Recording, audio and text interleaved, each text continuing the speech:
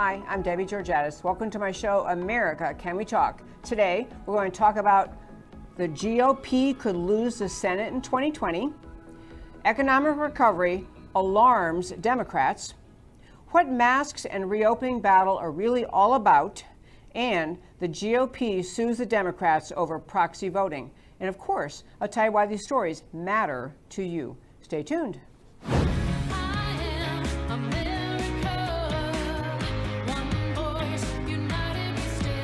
Debbie Georgatos, host of America Can We Talk, is an author, attorney, and political analyst whose mission is to inspire the American political conversation about preserving liberty in the best country on earth.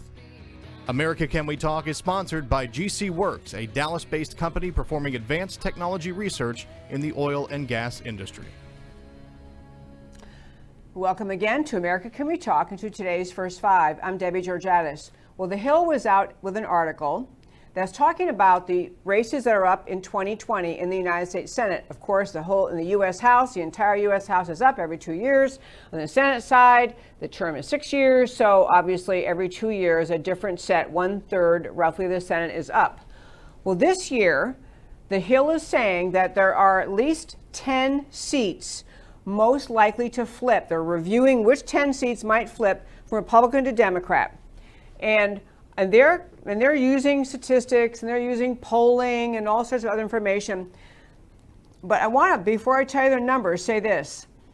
The reason we have so many fabulous new federal judges at the federal trial court level, the district courts, the appellate courts, the circuit courts, and even our 2 justices on the Supreme Court is because of the Senate majority the Republicans hold. If the Republicans lose the majority in the Senate, you will not have, even if President Trump wins re-election, if the Republicans lose the majority in the Senate, there will be no confirmations of the way we've been doing them, the way judges have been confirmed by the Senate because of the Republican majority. That just won't happen. And on top of that, President Trump, assuming he wins a second term, has a lot of housekeeping to do, a lot of cleaning house in federal agencies across the board. He's finally learned after his first 3.5 years, or it's finally become clear to all of us, that the Obama administration, prior to President Obama's departure, filled the ranks of high-level people at all sorts of federal agencies that simply wish to undermine the Trump agenda and perpetuate the Obama left-wing socialist agenda, regardless of what President Trump does or wants. So all of the power, the ability of President Trump to continue to fill our courts with people who will actually follow the Constitution and to continue and to have a second term where he can really robustly put his agenda in place will require his getting confirmation of all sorts of people to lead the agencies across the board in Washington above some certain level. You have to have Senate approval. And there's just a big housekeeping to do. All of that, if President Trump wins a second term, will require the Republican majority in the Senate to be able to confirm the president's choices. So now you see how much it matters when I tell you that we might lose the Senate. The GOP might lose the Senate in 2020. We have a bare Republican majority right now. Bare Republican majority. So in the 10 seats most likely to flip that are up this time, only 2 of them are likely to flip Democrat to Republican, where we would actually gain a seat. One of those is in Alabama, where you have Doug Jones kind of won after his big mess with Roy Moore in the primary and all of that. And so this seat is viewed likely to be switching back to Republican control in Alabama. The other one that is Democrat to Republican, I'm going to tell you who that is in a minute. But the point of it is so it is in Michigan, Gary Peters. Gary Peters apparently this seat likely to flip from the Democrat Gary Peters over to the Republican John James. But that leaves you, of the 10 most likely to flip, 7 of them look likely to flip from Republican to Democrat. If that happens, we lose the majority in the Senate. The GOP loses the majority, and therefore everything we need to get done.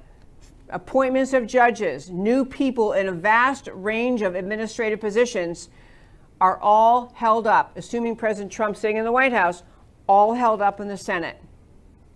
There's one state where the seat is open, and we'll just leave it. It's not really a flip either way. But I want to posit this to really kick off today's show to talk about the idea that it matters a lot. It matters a lot that people in this country, activists like you, candidates, elected officials, people who speak publicly, begin more and more to talk about this race in 2020, the 2020 elections. Stop talking about individual candidates and who's nice and who's a good guy. It's about keeping the Trump agenda in place to restore America's greatness and unique strength, to restore our place as a leader of freedom in the world, to continue to strengthen America, strengthen our economy, have a free market economy that robustly provides jobs and opportunity, that just it lifts what we had in the first 3 years of the Trump administration before coronavirus came along, that rising tide lifting all boats. That was happening right in front of our eyes in this country. And so we get around to the fall elections, and we'll have every House seat up. The Senate seats I mentioned, they're about a third of the Senate's up. It's important for people to just put this race in the perspective, in the paradigm that says this is restore America, keep America, retain America, make America great again, or the not America agenda of the American left, the anti-American agenda of the anti-American left. Growing big government control over society, growing taxes, less freedom. The left is onto every single element of greatness that has been brought out by the Trump time in 3 years in office will be eviscerated if we do not hold on, certainly if we lose the White House, but if we don't hold on to the Senate and even try to bring back the House, which brings me around to some points I was going to make about some of the candidates who are running. I can remember, I have been involved in politics and thinking about it a long time. I can remember almost every presidential race since I was grown up enough to understand what was going on, people saying, well, I hardly can even think about voting this time. I don't know if I should go Republican, Democrat. I don't like either of them. There's nobody good on the ballot. And you hear people now saying, well, I generally speaking, I'm a fiscal conservative. I guess I'm a Republican, but I don't like this or that about Trump. I don't like this or that about his personal life, his history. You're voting for ideas, people. You're voting for ideas. You're voting for an agenda. You're voting for the Keep America Strong agenda or Destroy America's Greatness agenda. The agenda of the left is to destroy America's greatness. It is nothing less. It is to continue, if the Democrats were to win the White House again, to continue the way that President Obama pushed America away from the idea of sovereignty and unique and special nation and more towards a one of many players in a globalist world. This was what Obama's dream for America was, to diminish America's greatness and place and goodness, and to instead diminish America's value and worth and talk about it and treat it as though America is just some other nation that might as well be thrown in the mix of all the countries in this world, a big globalist agenda. We're all on the same page. We don't need to have America be strong, great, or free. It's just going to be part of the big international mix. This is Obama's agenda. This is still the agenda of the American left in this country. Leftists do not want a strong America. They do not want an America that is just robustly bursting with free market success, that has jobs coming back, that has success coming back, that has people in America, in the heartland America, finding jobs and able to supply food on the table for their families, able to provide for their families. What President Trump has done is brought back the pro-America America rooted in its own sovereignty and the ideas of the founding of America, America rooted in freedom. This is the agenda. And so for your friends who say, well, I'm really kind of conservative and I'm a fiscal conservative, but I don't like Trump too much. You're not voting for him to be your best friend. You're voting for the agenda that he put in place, the agenda that did so much for the first 3 years, even despite a daily avalanche of attack from the left, from the media, from the Mueller-Trump investigation, from the impeachment. the avalanche of attacks on Trump every day, and all he kept doing was moving his agenda forward, and the economy was going along swimmingly until we got to the coronavirus. And we're going to even start to come out of that in a moment. But I raised both the polling that says we could lose the Senate and the fall elections to make another point, my last point in the first 5, about how we go about choosing our members of Congress, our senators, but also our House members. Again, when you elect somebody, if you elect a Republican, 99% of the time, they're going to vote with the Republican majority. If you vote for a Democrat, 99% of the time, they're going to go to Washington and do whatever Nancy Pelosi tells them. Their personalities do not matter. It doesn't matter if he seems like he's a nice guy. And I know his wife from tennis and she's really nice. All the reasons people talk about voting for the individual. In the primary, it's time for people who are active to get involved and say, I'd rather have candidate X over Y be my member, my candidate from my party. But when you get to the general in 2020, in every Senate race, in every House race, in the race for the presidency, you are either voting to continue the restoration of America's greatness, the return of greatness and strength in this country, and the American identity, and the concept of America that actually provides freedom to individuals, that respects religious liberty, that respects freedom of speech, that has strong borders so we have a national identity. You're voting for that, or you're voting for a perpetuation, a continuation of the destruction of the idea of America, which was what Obama was up to, what Obama was counting on Hillary to perpetuate. Those are your only two choices. It doesn't matter when you get to the polling booth in November whose name is there as your Republican candidate versus the Democrat candidate in the Senate or the House. It matters voting for the agenda. Having said that, this may sound like I'm a big party person, like I'm a big, GOP cheerleader. I'm happy to criticize Republicans individually or as a party when they do things I think are not right, when I think their platform ideas are off base, when I think individual Republicans have voted for something or done something I don't approve of. I'm happy to do that. I am a kind of equal opportunity critic in politics. I want the ideas of America, the founding of America, to be the root of politics. It is the root of the Republican Party when they stay on track. What the Democrat Party now stands for is a radical departure from, and not even a departure, a complete uprooting, tearing out by the roots of the identity of America. That's what the Democrat Party is today. And those are always your choices when you get to the election booth in 2020. And that, my friends, is today's First Five. Okay, I want to tell you this about a story today.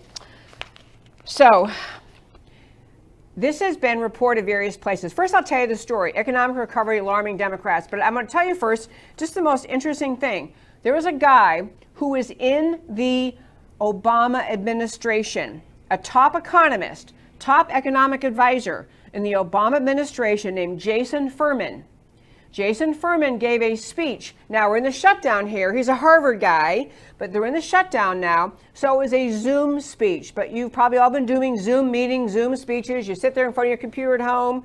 Everybody else is home. You can choose to have your face showing or not, but you're in a Zoom meeting. So this guy, this Obama guy, comes on, and honestly, the people listening to it are pretty much all Democrats. These are, this is a meeting he is conducting. And he's speaking on Zoom. It was a bipartisan group of top officials from both parties. So he's supposed to be actually, presenting. He's an economist, so you think he's going to, present economic stuff, but he's a leftist. He's an Obama guy. He opened his speech to this bipartisan group saying, "We are about to see the best economic data we've seen in the history of this country."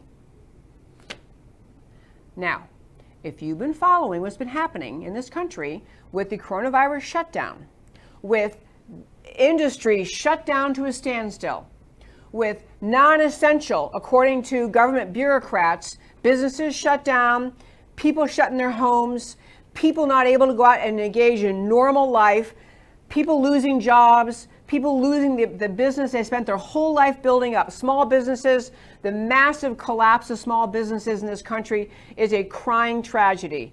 So we're in a mess right now, economically. And yet this guy, an Obama economist, started out by saying, we're about to see the best economic data we've seen in the history of this country. And people talked about, everyone listening, thinking, I thought he's a Democrat. I thought he's an Obama guy. I thought he was going to regale us with how rotten the economy is and therefore Trump won't win. And he was saying exactly the opposite.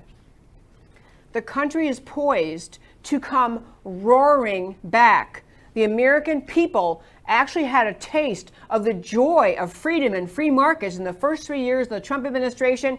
They loved the businesses they created. They loved the free market economy. They saw bursting with energy. They want to get it back. They want to get back to work. They want to get back to activity. And he's saying what he sees, his economic numbers are telling him. He laid out a detailed case for why the months preceding the November election could offer Trump the chance to brag truthfully about the most explosive monthly employment numbers and gross domestic product growth ever. And this is a guy who doesn't want to be saying this. It really matters to grasp this. This is a guy who maybe in his heart is kind of gloating because the Democrat-led overreaction to the coronavirus, the blue state governors continuing to try to keep their state shut down, continuing to try to expand this crisis as long as possible to keep the economy depressed. This guy is somebody who's probably in his private moment celebrating. But he doesn't want to have his reputation. He is, after all, a grand, hoo-ha professor at Harvard, an Obama guy, and he's saying there's a massive economic recovery coming. You can read this article at my website, americacanwetalk.org. On the homepage under shows, drop down list of links. Fabulous, fabulous article. Fabulous presentation of why we should expect an unbelievable economic comeback as we move toward the fall elections. But the point of this segment with you today is not just to say, isn't that great? It is great. I'm all for it. I think the country must reopen. Sooner the better. Businesses need to reopen. Schools need to reopen. But the point I want to make in this segment is the big political picture. Because what he said has been repeated by the way, other people have been saying this too, but I thought it was really important to mention to you that an Obama top economist was saying this. But Larry Kudlow, White House National Economic Council head, I totally agree. He's saying, this is Larry Kudlow, a Trump guy, Q3 may be the single biggest GDP quarter since regular data. Second half, super big growth, transitioning to 4% or more in 2021. And so he says, he called Furman, this Obama economist, Jason Furman. Larry Kudlow said about him, he's usually a straight shooter. Hats off to him. Same thing coming out of Kevin Hassett, top Trump economic advisor, who pointed to the Congressional Budget Office in the analysis predicting a 21.5% annualized growth rate in the third quarter. People, economists, it's like you can feel it. You can feel it around you. You can feel it where you live. People are ready for life to return to the economy, to the country. And so these economists are saying, good news coming. But the political point in telling you this is to have you understand and really urge you to think about the idea that Democrats see a restoring of the American economy, an explosion of growth in the American economy, and the happiness of the American worker getting back to work, seeing the economy growing, seeing businesses reopening, seeing businesses restarting, just building our economy again. Democrats see this as bad news. I know you can excuse it and say, well, because they want, Biden to win, and so they are not going to get excited about news that's going to help Trump win. But I really want you to think about how evil that is. America is suffering. The American people are suffering. We have an astonishing and horrific spike in suicides, in domestic violence, in violence toward children. We have a massive explosion of applications for unemployment insurance, unparalleled since the Great Depression. Unemployment insurance requests. People are suffering. Food banks are clamoring for more food. Schools are putting out notice. Families who are used to having their kids who get food at school, they need help. The country's hurting. Any person with a conscience, with a heart, should be thinking, this is great if economists are saying the country's going to come back. The country's going to be restored. The country is going to explode. The economy is going to come back again. It should make every human being with a heart happy. But this is not the reaction of the Democrat Party. Various statements, and these are Democrats warning. Democrats are warning each other. My big worry, in fact, someone asked a high-level Obama official talking to a news outlet, saying essentially, they asked, well, how concerned is the Democrat Party about the idea that the economy is apparently going to come roaring back? Top Obama official said, top member of the Obama team said, the level of concern is high. It's high, high, high, high, high. Other people in the left-wing news sites, Politico is talking about this whole idea is that, you know, the Democrat Party needs a bad economy to win. They recognize the American people actually want work. They want what conservatives want. They want the free market, fully employed, self-reliant American people producing goods and services, what we do as an American people. That's what conservatives want, and that's what Democrats don't want. They describe it as truly, truly concerned that they will be hurt by the idea.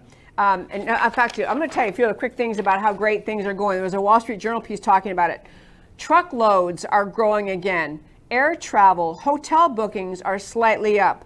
Mortgage applications are rising. More people are applying to open new businesses. For the first time since the pandemic forced a widespread U.S. business closure, it appears conditions in some corners of the economy aren't getting worse. They might even be improving. And people, my final point about the Democrats and them being really bothered and upset about the fact that economists, including Obama economists, are saying the economy is going to come roaring back before the fall. It's not just that the Democrats don't like this because they want to win the election and they don't want to have Trump have a good economy to run on. It's not really just that. Today's Democrat Party are simply socialists. They are Marxists. They are big government control freaks. They hate the idea of a free market, entrepreneurial America roaring back to power, roaring back to strength, because it destroys the left-wing mission initiated by Obama. And frankly, Obama wasn't the first one. In this country, the leftists in this country, from going back to the 1910s and 1920s, when communists came to this country and started working at and trying to chip away at the strength of the American economy, and also chip away at the people's belief in the goodness and the power and the workability of freedom and free markets. The leftist movement in this country has grown and grown and grown and grown for decades, filling academia with economics and political science professors, teaching young people that free markets don't really work, capitalism doesn't work, that the freedom of the worker is to bring socialism, Marxist control over the economy, eventually communism. We have a nation filled with millennials who heard this garbage in college, and they thought because their professors had a PhD by their names and taught at fancy universities that they must know what they're talking about. So we have a battle in this country between the leftists, unfortunately fed a lot by people in academia, feeding seeding the crowd, seeding the leftist movement in this country. You have leftists who now, the radical socialist left, controls the Democrat Party. The Democrat Party does not have just a few wild-eyed leftists, kind of like Bernie Sanders and AOC and Rashida Tlaib. those people are at least honest and they say, yeah, I'm a socialist. But the economic agenda of the Democrat Party, the mainstream Democrat Party, is socialist. It's nothing less. And so socialists want government-controlled society. They want to be in control of everything you do, what options you have, what businesses produce, when they're allowed to produce. And this whole shutdown, based on the coronavirus, gave them a kickstart into shifting America's thought more and more toward the idea that the economy really isn't rooted in freedom, that your rights aren't really rooted in freedom, rooted in our founding documents, that in fact, your rights, your functioning, they come from government. This is what the left has accomplished in this coronavirus shutdown, or attempt to accomplish, is to continue to plant the seed in the American people that you really, really, you're not as free as you thought you were. You live in a country where we tell you what happens. We tell you what is going to be, when your business can open, when you can work, whether or not you can ever open your business again. So back to my point in this segment, to kind of wrap it up, I think you should ask yourself, anyone you know who's voting Democrat or even thinks about voting Democrat, you have to understand this is not the Democrat Party of the, looking out for the little guy mindset of maybe your grandmother had, or your uncle who used to talk to you about politics, or your dad. The Democrat Party is filled with radical socialists. It is the mantra, it is the platform they have. If you read their platform, they're not about freedom, they're not about free markets, they're not about having the American people celebrate and revel in the greatness of the economy created in the first 3 years of the Trump administration, which, to be clear, is not Trump personally. It is the ideas he brought to bear in America's economy and politics. He brought America back to freedom, back to the idea we were founded on, and this is the America that people got to see. They got to see is like watching a movie, watching America rebirthed in freedom in these first 3 years of the Trump administration, the economy roaring, and Americans got a lesson that everything they've been hearing from the left for decades, from Obama and before, that tell them that free markets don't work, that the only way going forward is government-controlled society, that more and more of industry should be controlled by government. The American people got a front row seat in the Trump economy and said, wow, this is what freedom looks like. I want this. And when economists, including an Obama-era economist, is telling people, yeah, the economy is coming back, it's coming roaring back, think about what kind of person you must be to find that news depressing. A power-hungry leftist who does not really want the American people to revel in abundance and prosperity and freedom. This is antithetical to what the left wants. What Trump produced for the American people is evidence that freedom works, free economy, a free market economy, self-reliance, entrepreneurship, low taxes, limited regulation, bringing business back to America. Trump showed America that freedom works. And this is among the many, many reasons the left is so determined to destroy him, because he's putting the lie to everything they stand for and everything they argue for. And that actually segues well into the next thing I want to talk to you about. Right now we're still in the middle of this coronavirus shutdown in various phases, depends where you live. But what masks and reopening and really the coronavirus contact tracing system is all about. I want to start with the rallies. There have been rallies around the country, and in Texas, my great state of Texas where I live, and around the country, people wanting to reopen. People pushing back against repressive governors, such as Governor Whitmer in Michigan, a real, practically criminal in this, unjustified by the data in her state. But and actually I looked it up right before I left to come here today. I looked up, which governors are now saying we're going to push our shutdown forward to, mid-June, late June, maybe July 4th. I thought it was one or two governors. It's a bunch of them, all left-wing governors, all blue state governors. I'm not saying all of them, but all the ones talking about pushing the reopening later and later and later and later. It's all the blue states. It's not because they're afraid of the coronavirus. It's because they're loving the control they have over the people in their state, and they're loving what they think is they think they're succeeding in convincing their people that all of the greatness that happened in the first 3 years, the Trump economy, the Trump presidency, and the great resurgence of our economy was really just kind of a pipe dream, wasn't sustainable. You know, here we are back to reality, and that is the government controls every bit of your life. But I want to talk about first about these protests. You know, I hear people, I mean, there are protests right now, a lot of them about reopening, we want to reopen, and they're against masks, they don't want to wear masks, and they're against contact tracing. And I'm going to do a special show next week in detail, talk about contact tracing. But the basic idea of it is, it's the next program many states are putting in place. They're basically going to say, in order to avoid the spread of coronavirus, COVID-19, we're going to trace everybody. We're going to trace people, understand if you're sick, where were you the last, but it's not just they're going to ask you, they're going to use your phone devices, use social media to track you, and then to trace where you've been, and then to contact everyone you've been near, and then tell those people they need to go home for 2 weeks and quarantine because they've been exposed. It is a massive tracking and tracing surveillance system the left is pushing in this country. So what you have the protesters protesting is, I don't want to wear a mask. I want the country to reopen. The lethality rates, the infection rates do not justify the continued shutdown. And the wearing of masks is the third thing I want to mention briefly. There are many, many, many experts telling America, and this is the great thing about social media, you can go research it yourself. Doctors all over this country saying masks are a bad idea. The only people who should wear masks, if you are already sick, you know you have coronavirus or COVID-19, or if you're a medical professional and you work in a hospital and then you've got to protect yourself all day long, and you're protecting your patients and yourself.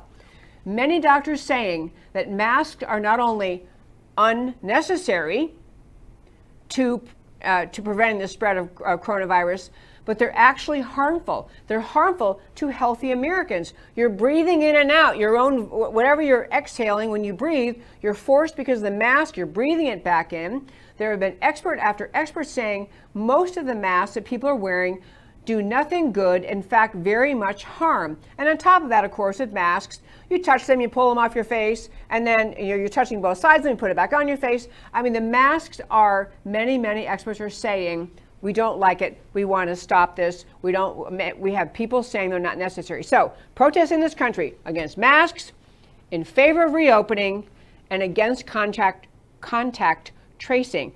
Now I want to ask Matt the Wonderful to play. I played some music the other day. This is a band, Twisted Sister, and this is just clip one, but this Twisted Sister thing came out, and a lot of people were saying, hey, this is our message. And I want to have Matt the Wonderful play that first clip.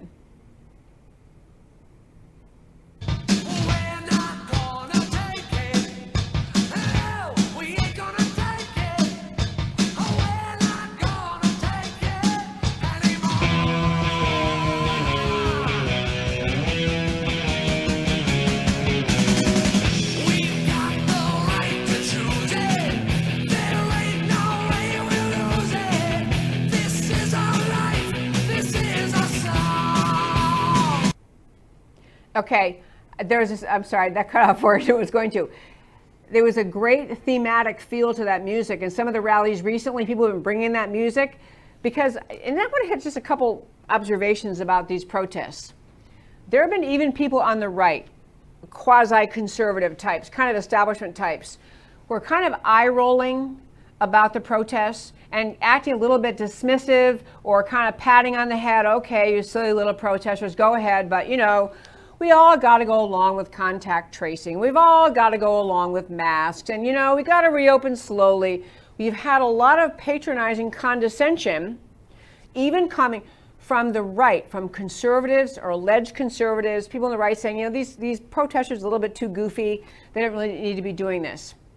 And, of course, the left is mocking the idea that people should have any say about when we reopen, when it's safe to reopen, whether we should wear masks, whether contact tracing should be put into place. The left thinks, leftists, ruling elitists, as Marxist left in this country, they think it's none of your business. what policies they put out. They're in charge. They're the experts. They've made these decisions. You're going to wear masks, and you're going to keep businesses shut down, and you're going to stay in your home, and you're going to submit to contact tracing, and you don't have anything to say about it. This is how the left thinks. This is what you'll get more of if we were to have a Democrat majority in Washington after 2020 elections. They don't care what you think. They are the experts, and they rule you. On the right, however, you have many people protesting, saying, yeah, I'm out there because I read enough. I know masks don't work. In fact, they're more likely to make me sick. I don't want to submit to government surveillance of every movement in my life, and so I oppose contact tracing. And I want everything to reopen. I don't want any more of this slow roll reopening and slow roll reopening only if you have distancing and only if you have masks. I just want America opening. There's a spirit of freedom bursting out in this country. Those protesters saying those things, as I say, are being mocked by some of the alleged conservatives who are saying, well, let's not get carried away with this. They're not as repressive as the leftists who are just saying, I don't care what you think about anything, but they are on the right. Some people kind of, you don't really want to be acting that way. You shouldn't be out there protesting. Who are these kind of people? But I want to say something about what these protests are all about. They are, because I have them reach out to me and contact me. I'm in touch with a lot of the leaders and protests in various places.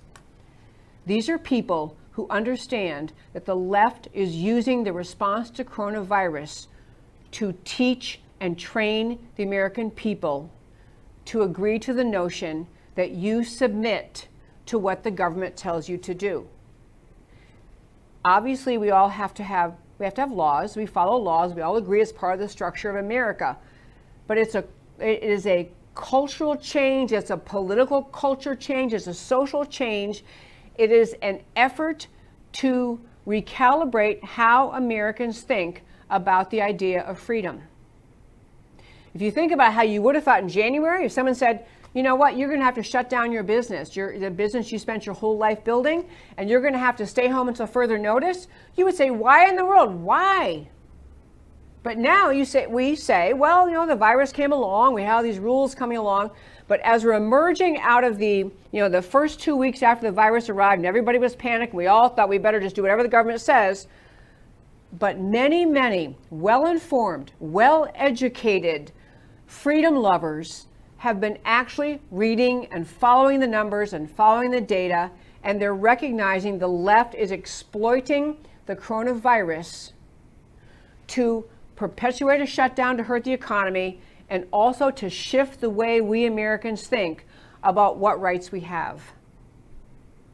The idea of telling someone you have to wear a mask, you realize, I meant to mention, by the way, you probably saw Memorial Day weekend, I think it was. President Trump was out and Melania Trump, and they laid a wreath at one of the, I assume it was Arlington National Cemetery. And then Biden was out there with a mask that practically covered his whole face. And so I don't know if he made remarks or not, who knows. But you can see the way a mask looks. If you're looking at him, on television or in public, you see President Trump, he's just there being President Trump with his face showing, and Melania and others with him. And then you had Biden masked and looking submissive.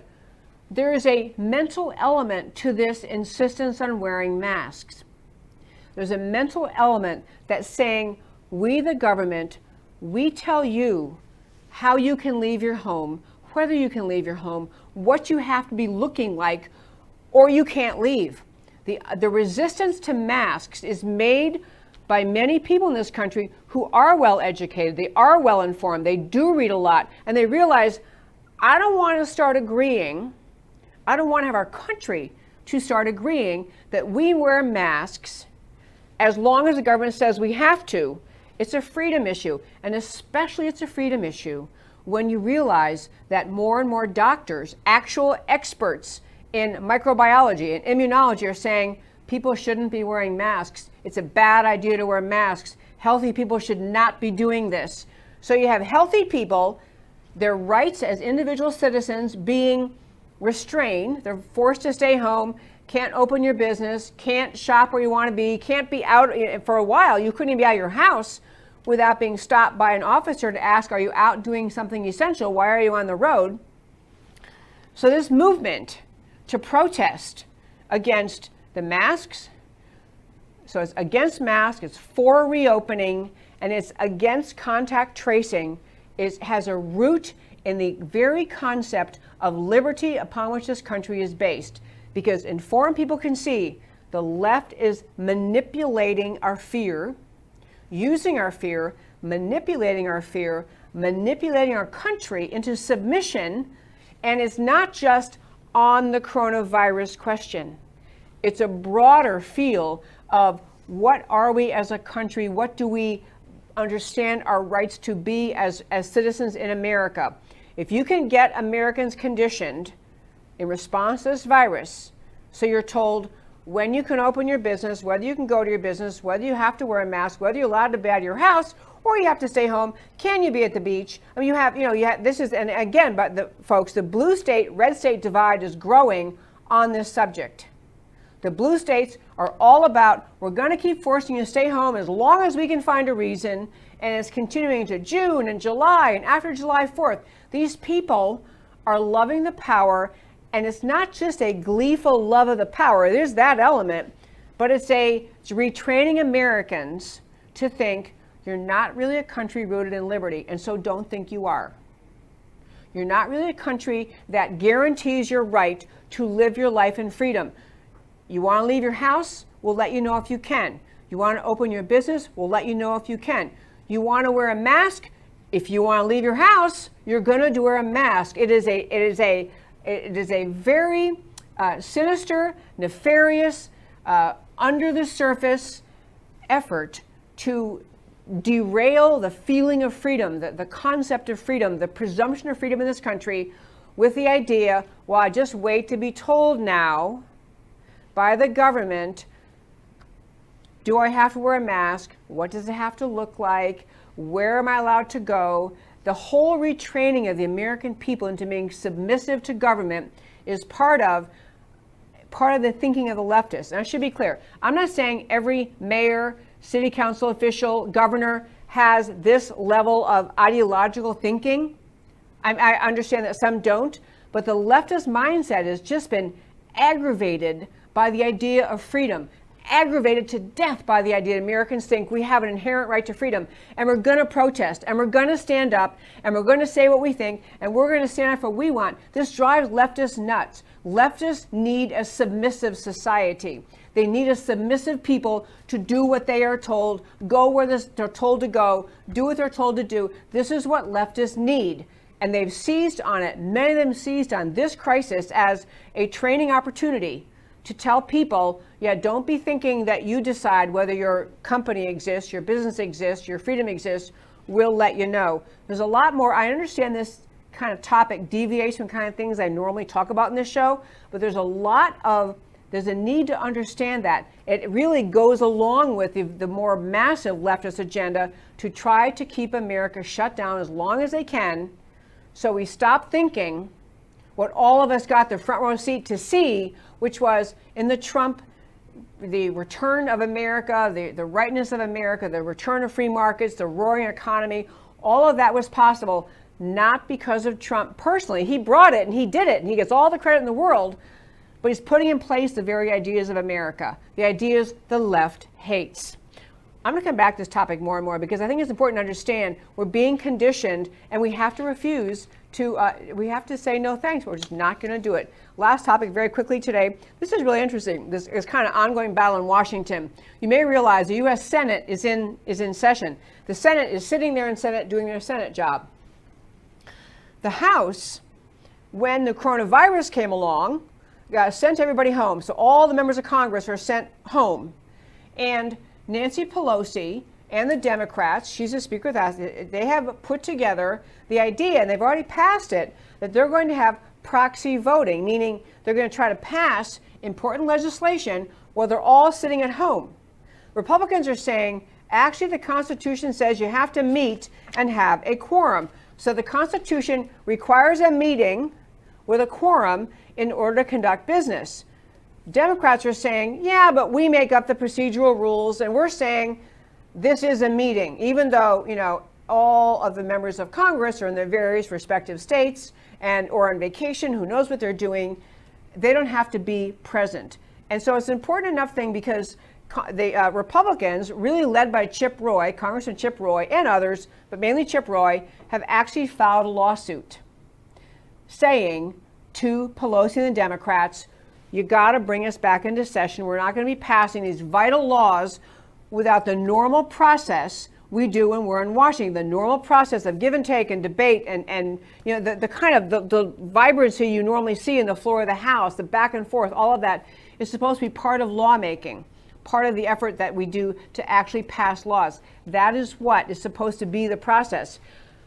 I'll wrap up because I'm running out of time here, but I will say, again, the example of what we've been talking about in the show, leftists always have a mission. They always have an underlying agenda. They always have something they hope you don't recognize as the real agenda. What Nancy Pelosi is doing by keeping the House out of session, keeping all members of Congress in their various districts, and not meeting in Washington is subliminally, subtly, below the radar, conveying the message to the American people that we're still in the midst of a horrible coronavirus crisis. It's such a big crisis. It's such a disaster. We can't even meet. We can't even have Congress meet. We all have to stay home because, after all, look what's happening. We can't even have Congress in session. This is a deliberate ploy on her part. I did love, by the way, I don't think I mentioned the show yet, but I did love that Donald Trump said, sometime recently, President Trump said, even if we have a second wave of coronavirus, we're not shutting down again. I took a lot out of that. President Trump has realized how much the left has exploited the reaction to the virus to spread not just their left-wing agenda of destroying his presidency, their left-wing agenda of destroying the economy, because Trump doesn't have the economy to run on, which would have been one of his biggest issues in the fall election. Look at this economy, which I truly hope comes roaring back, as experts are now saying it may. But Nancy Pelosi is perpetuating this coronavirus fear because it helps her agenda to keep America in fear, to fight against reopening America, to fight against the restoration of America Trump was doing and wants to do again after we're through this coronavirus. They, the American left, thrive on manipulating the American people. They thrive on the long-term mission of having a government-controlled society and not a free society. President Trump's economy gave America a taste of freedom. Democrats are trying to assure that we don't get that taste again. And now, I want to tell you, my very fine friends, as I like to at the close of every show, tell you why the stories we talked about today matter to you. So we started in the very start of the show today. The GOP loses Senate in 2020. That's a question mark there. Polling trends favor a flip of Senate to Democratic control in 2020, but please take that with a huge grain of salt. Does anyone on the GOP side besides Trump understand what's at stake? And these are what's at stake in this 2020 election. The rule of law hangs in the balance on the exposure of the coup plotters and perpetrators. The First Amendment hangs in the balance on the breakup or dismantling of big tech as the ministry of truth and on the respect for churches and religious freedom. Freedom hangs in the balance on the direction of the country in reopening, in tracking and tracing, responding to future pandemics, immunity passports, which we'll get to more next week on contact tracing. A House GOP majority is a must in 2020.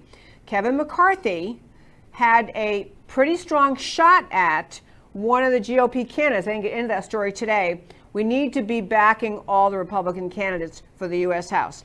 On economic recovery, alarms Democrats. A former Obama administration economist, Jason Furman, projects record economic growth in advance of the November 2020 election, and Dems are scared.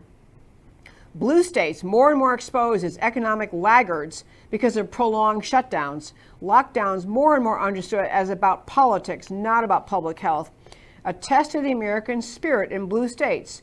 Does the shutdown of freedom still matter to blue staters? Are blue staters really happy to be led by politicians rooting for and trying to bring on economic collapse? The anti-American nature of Democrats, leftists is increasingly obvious. Americans in all states must reject this. What mask and reopening battle is really all about. Government orders to wear masks are classic examples of tyranny. There's no real science to back it up. Doctors say actually not that they're not healthy. Masks on people put them in their place. This is the mental element of all of it. They put them in their place. Anonymous, submissive, de-individualized, controlled. The symbolism is inescapable. The American spirit bristles and rebels at this. The American patriot base in all states will not tolerate tyranny. Protesters are being mocked by the left, the mainstream media, and even some GOPers. But what is left for them to do when government ignores or scoffs? Red state officials considering mask orders and track and trace are playing with fire. And the last topic we talked about, another Nancy Pelosi stunt. If pandemic is so scary, House members can't be expected to travel to D.C., it must be scary. We must be able to vote by proxy to keep the essential Congress operating. Reopening, thriving red states are putting the lie to all of this nonsense. The GOP has sued to block the use of proxy voting, which appears to be unconstitutional. Pelosi believes Americans can't see what she's doing as political. And that's why Congress approval rating is in single digits, because the American people do see. That's why 2020 may be a landslide for Trump and the GOP. And that, my friends, is America Can We Talk for today. Thank you so much for tuning in. Email me at americacanwetalk@gmail.com. Go to our website, americacanwetalk.org. On the homepage, you can click on subscribe, get my weekly newsletter once a week on Fridays. You can donate to keep the show on the air. I'd so appreciate your support in donating. You can read all the stories we talked about on today's show and every show. You go on the homepage, americacanwetalk.org, under shows, drop down, list of links. All the links are there. America, Can We Talk? Truth about America. Can you hear